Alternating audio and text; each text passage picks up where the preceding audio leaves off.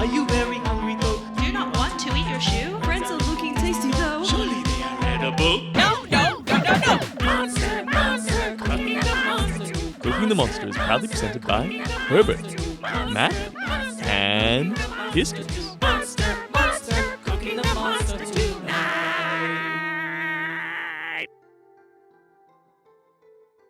Welcome back to Cooking the Monster.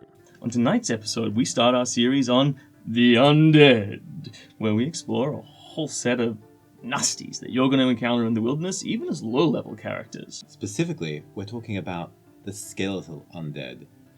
which encompasses liches, skeletons, death knights, anything that has a bone about it can be used to make some delicious meals. Raw bones can traditionally be used for making very powerful stocks, but we're talking about bones that have already been picked clean by basic level scavengers or cannibals and left in the wilderness for a period of time.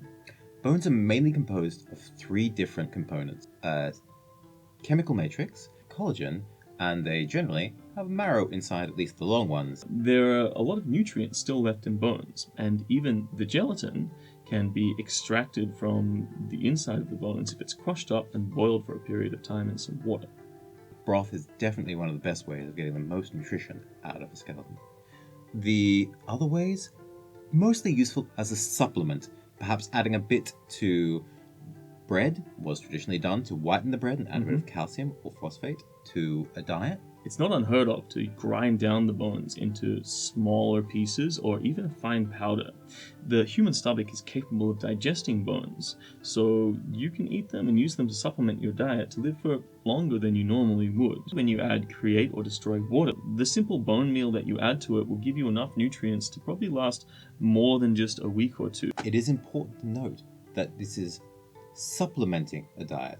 Having just bones raw is not a good long-term solution. We'd advise picking up some extra protein from the various bugs that you'll find in environments where skeletons are. Because they're haunted by supernatural agencies, larger creatures that are afraid of such things will tend to vacate the premises, but you'll usually still find a vast supply of bugs and other creatures that can be used to make a protein gruel to supplement the bones. For other, more knowledgeable uses of bone, we'll be passing you to Kistrix at the Wild Wood Apothecary. Bone broths are known to be immunosupportive because they help support the gut microbiome of adventurers by supplying the bacteria with prebiotic material. And that's really coming from the gelatin there. The other thing you can do is you can use that bone ground into a flour to make a really good soda bread.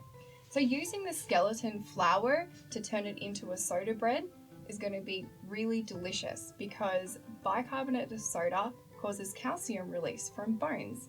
I'd combine this with karari. It's a type of flaxseed and it's been known to actually heal bone and skin, but excess consumption can cause vomiting.